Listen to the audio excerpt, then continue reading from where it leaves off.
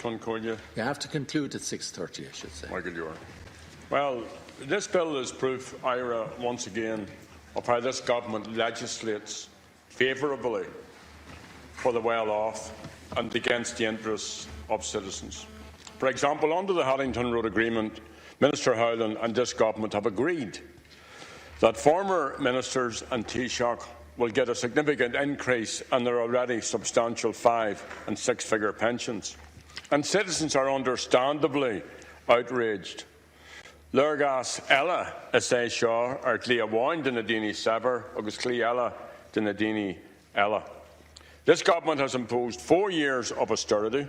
Citizens now face a range of new bills: bills for water charges, bills for a property tax, bills for septic tank charges, increased bills for VAT, a general increase in consumption taxes, as well as forced immigration. And this government has deliberately planned for a low-wage economy. It's responsible for the worst trolley figures in our hospitals for more than 12 years. 333 citizens on trolleys across the state today, and 35 in my own constituency in Our Lady of Lourdes Hospital. There's also been a general rundown in public services. The number of children living in poverty has doubled. There are an estimated 12,000 lone parent families, including again in my own constituency, who now face significant cuts of up to €86 per week as a result of a decision taken last week by Labour and Fine Gael. And yesterday we learned that Dublin City Council is facing an €18.5 million shortfall for tackling the growing homelessness problem in the city, and that they will run out of money in October. 67 families were made homeless in May in Dublin, and another 65 in June. So Céileann siad seo go bhfuil breis agus a míle paistí gan díden. And today the government adds to this litany of bad decisions and misery by guillotining the Dáil debate on the civil debt bill. This is a regressive piece of legislation that targets the low-paid. The bill will allow for attachments to be applied for money to be taken out of wages, welfare payments and pensions to pay for water charges, credit debts and other utility bills. And I wonder, in the first flush of idealism, when the Minister joined the Labour Party, when he signed up to the great historic party of James Connolly, did he think he would sit in here today shepherding through such a bill?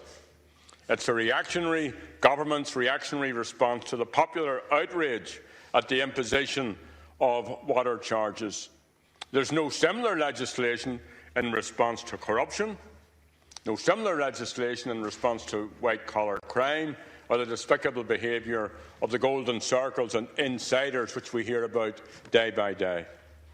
Meanwhile, families who are struggling to make ends meet will now have their incomes reduced further. This law and the stigma attached to it will become another hurdle for those seeking work. It's a bad bill for business, especially SMEs, who will be tasked with implementing it. And in fact, you're forcing employers, like landlords, to become debt collectors for the state and also the debt payees. You're also forcing them to become involved with the courts.